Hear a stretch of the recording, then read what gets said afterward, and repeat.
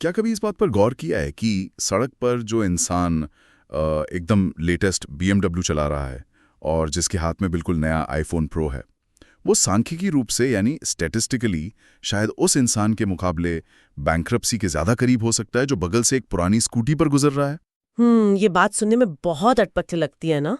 बिल्कुल अटपटी लगती है, क्योंकि हमारे दिमाग में ना अमीरी की एक बहुत ही फिक्स्ड इमेज छपी हुई है। तो आज हमारी इस डीप डाइव चर्चा का मुख्य विषय इसी पर आधारित है, the silent architecture of financial freedom. हाँ, और ये बहुत ही अहम विषय है आज के समय में। एग्जैक्टली हमारा मिशन ये डिकोड करना है कि क्यों सिर्फ एक बड़ा पेचेक या भारी भरकम सैलरी इंसान को वेल्थी नहीं बनाती। असली ताकत ना पैसे कमाने में नहीं, बल्कि पैसे को संभालने और सही आदतों में छिपी है। सही बात है। तो चलिए इसे थोड़ा अनपैक करते हैं। मैं इसे हमेशा एक एनालॉजी से समझाता हूँ। मान लीजिए एक बाल्टी है, ठीक है, और उस बाल्टी में एक बड़ा सा छेद है। अब कोई उसमें कितना भी पानी भर ले, मतलब कितनी भी सैलरी डाल ले, अगर वो छेद यानी हमारे खर्च बहुत बड़े हैं तो बाल्टी हमेशा खाली ही रहेगी। बिल्कुल। उस बाल्टी वाले उदाहरण से एक बात बिल्कुल साफ हो जाती है कि पानी रोकने का जो काम है वो कितना क्रिटिकल है। हाँ, मतलब बिना उसके तो सब बह जाएगा ना। एग्जैक्टली। और दिलचस्प बात यह है कि आज की दुनिया में उस छेद को बंद करने की प्रक्रिया, यानी सेविंग करना, बजट बनाना, इन सब को ना बेहद उबाऊ और आउटडेटेड मान लिया गया है। हाँ, बोरिंग लगता है लोगों को। एकदम बोरिंग। ऐसा लगता है जैसे कंज्यूमर कल्चर ने हमारे दिमाग को पूरी तरह हैक कर लिया है। एक नैरेटिव बन गया है कि यू ओनली लिव वंस, तो हर वीकेंड पार्टी करना है या लेटेस्ट गैजेट्स लेना ही लाइफ एंजॉय करना है। सही बात है। लेकिन जब असल जिंदगी में कोई शॉक वेव आती है, जैसे मान लीजिए कोई ग्लोबल पैंडेमिक आ गया, या अचानक छटनी हो गई, या कोई बड़ी मेडिकल इमरजेंसी आ गई घर में, हाँ, तब ये सारा कंज्यूमरिज्म ताश के पत्तों की तरह बिखर जाता है। उस क्राइसिस के वक्त वो उबाऊ लगने वाली सेविंग की आदत ही एकमात्र कंक्रीट की दीवार साबित होती है जो इंसान को फाइनेंशियल और मेंटल कोलैप्स से बचाती है। ये बात तो सच है कि क्राइसिस के वक्त कैश ही काम आता है, कोई डिप्रिशिएटिंग एसेट नहीं। लेकिन सिर्फ थ्योरी से आगे बढ़कर इसे थोड़ा प्रैक्टिकल जमीन पर लाते हैं। हाँ, बिल्कुल। जो स्रोत हम आज एनालाइज कर रहे हैं उसमें दो किरदारों की बहुत दिलचस्प कहानी है, राहुल और अमन।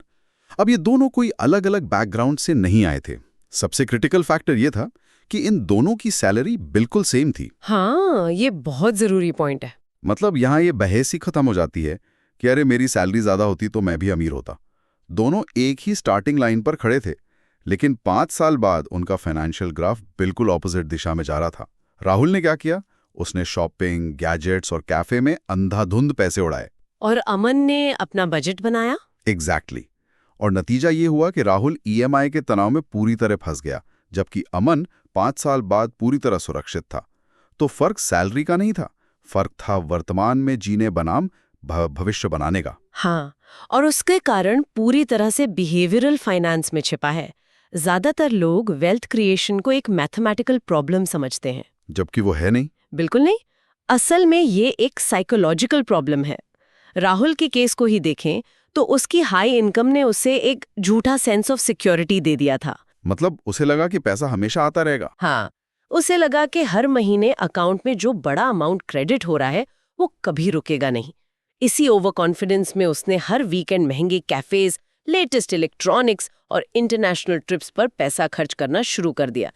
यहाँ हो क्या रहा था?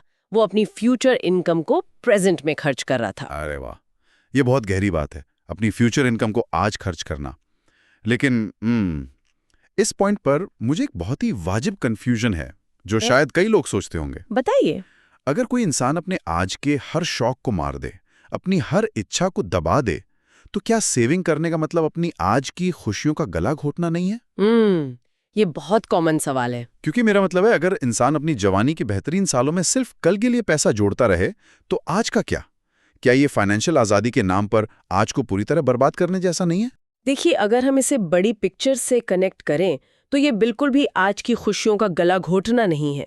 असल में ये हमारे दिमाग के रिवॉर्ड सिस्टम को रीवायर करने की कला है। रीवायर करना मतलब कैसे? साइकोलॉजी में एक बहुत ही अहम कॉन्सेप्ट है डिलेड ग्रेटिफिकेशन, मतलब खुशियों को थोड़ा टालना।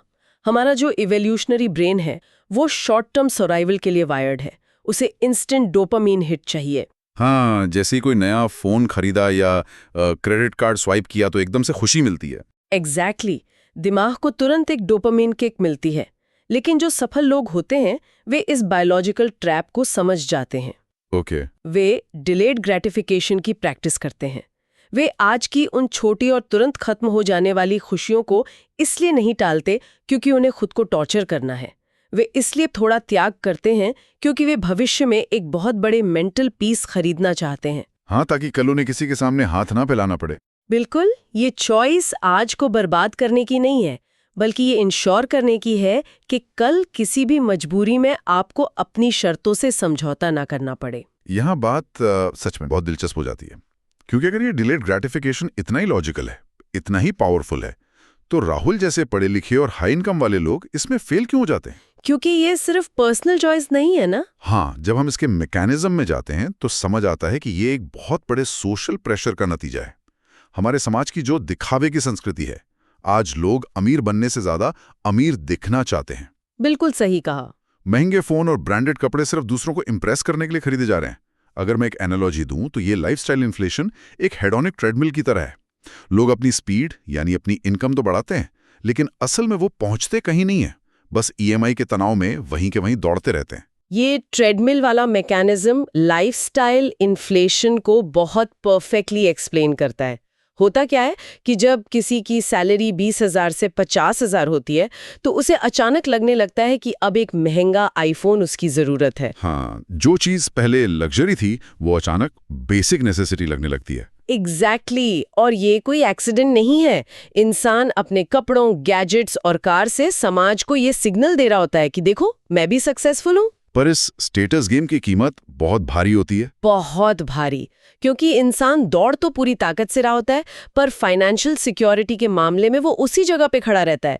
इसलिए असली अमीर इंसान दिखावा कम और भविष्य सुरक्षित ज्यादा करता है। तो मतलब स्मार्ट लोग जब ज्यादा कमाते हैं तो वो करते क्या है? जो लोग फाइनेंशियली स्मार्ट होते हैं वे इनकम बढ़ने पर अपने खर्च नहीं बल्कि अपना सेविंग परसेंटेज बढ़ाते हैं, और यही रिच माइंडसेट की सबसे बड़ी निशानी है। खर्च नहीं, सेविंग परसेंटेज बढ़ाते हैं। ये एक बहुत ही पावरफुल शिफ्ट है। अब जब ये समझ आ गया है कि दिखावे वाली इस ट्रेडमिल से उतरना जरूरी है, तो सवाल ये है कि एक सुरक्षित भविष्य की नींव कैसे रखी जाए। इसकी शुरुआत ना बहुत छोटे और बुनियादी कदमों से होती है। बिल्कुल। स्रोत भी यही बताता है कि कई लोगों का ये बहाना होता है कि यार हमारे पास तो बचाने के लिए पैसा ही नहीं है।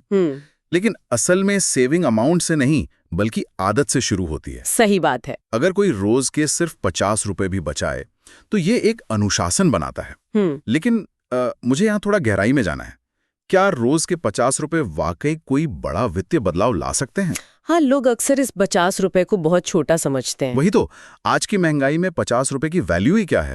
तो क्या इसका असली मकसद सिर्फ हमारे दिमाग की वायरिंग को यानी हमारी आदतों को बदलना है? यहाँ जो सबसे फैसिनेटिंग बात है ना, वो ये है कि असली जादू गणित में नहीं है। असली जादू उस अनुशासन में है जो धीरे धीरे इंसान के अंदर आत्मविश्वास पैदा करता है। ओके, मतलब ये एक साइकोलॉजिकल जीत है। बिल्कुल। जब आप बिना चूके हर दिन कुछ सेव करते हैं तो आप अपने दिमाग को बता रहे हैं कि मैं वो इंसान हूं जो फ्यूचर के लिए कैपिटल बचा सकता है, और यही अनुशासन आगे चलकर कंपाउंडिंग के जरिए बड़े पैसे में बदल सकता है। और इसके साथ ही जीवन की अनिश्चितताओं से निपटने के लिए एक इमरजेंसी फंड की बात भी आती है। हाँ, जो कि बहुत बहुत क्रिटिकल है। स्रोत के अनुसार कम से कम 6 महीने के खर्चों के बराबर एक इमरजेंसी फंड का होना बहुत जरूरी है। जैसे जॉब जाना या बीमारी आना, ये सब बताकर तो आते नहीं है। एग्जैक्टली। और ये इमरजेंसी फंड ना इंसान का डर कम करता है। जब आपके पास कैश बैकअप होता है तो आप पैनिक नहीं करते। लेकिन अब जब हमने पैसे बचाना और इमरजेंसी फंड बनाना सीख लिया है, तो क्या सिर्फ बैंक में पैसे रखना काफी है? बिल्कुल नहीं। हाँ, क्योंकि अगर हम सिर्फ पैसा बैंक में छोड़ दें तो क्या हम सच में सुरक्षित हैं? नहीं, क्योंकि बैंक में पड़ा पैसा महंगाई यानी इन्फ्लेशन के कारण अपनी वैल्यू खो देता है। तो मतलब हमें पैसे का उपयोग जीवन की आजादी खरीदने के लिए करना होगा? सही कहा। सिर्फ सेविंग काफी नहीं है, इसलिए एसआईपी, म्यूचुअल फंड्स और लॉन्ग टर्म इन्वेस्टिंग जरूरी है। लेकिन यहाँ सबसे महत्वपूर्ण बात जो समझनी है वो ये है कि सेविंग और इन्वेस्टिंग का असली मतलब सिर्फ पैसा जमा करना नहीं है। तो फिर क्या है? इसका असली मतलब है ऑप्शंस और आजादी पाना। इसे एक उदाहरण से समझते हैं। मान लीजिए कोई इंसान किसी बहुत ही टॉक्सिक जॉब में फंसा है। उसका बॉस अब्यूजिव है। और उसका बैंक अकाउंट एकदम खाली है। हाँ, तो क्या वो चाहकर भी इस्तीफा दे सकता है? बिल्कुल नहीं। वो तो सर्वाइवल मोड में होगा, क्योंकि उसे अगले हफ्ते ईएमआई देनी है। एग्जैक्टली वो एक तरह की मॉडर्न स्लेवरी में फंसा है। लेकिन अब सोचिए कि उसी इंसान के पास अच्छी खासी सेविंग्स हैं। तब तो वो किसी के फालतू नखरे बर्दाश्त नहीं करेगा, शांति से अपना रेजिग्नेशन टेबल पर रख देगा। बिल्कुल, क्योंकि सेविंग्स इंसान को वो फैसले लेने की आज़ादी देती है। तो इस सब का आखिर मतलब क्या है? इसका मतलब है कि हमें पैसे को देखने का नजरिया बदलना होगा। हाँ, शिफ्ट बहुत ज़रूरी है। हमें पैसे को सिर्फ चीज़ें मतलब गैजेट्स या कपड़े खरीदने वाले टूल की बजाय शांति और आज़ादी खरीदने वाले टूल के रूप में देखना चाहिए।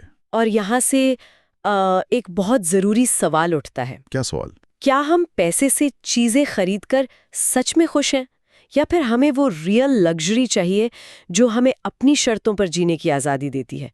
क्योंकि देखिए, टिकाऊ संपत्ति या वेल्थ रातों रात नहीं बनती है। हाँ, ये कोई लॉटरी नहीं है। बिल्कुल नहीं।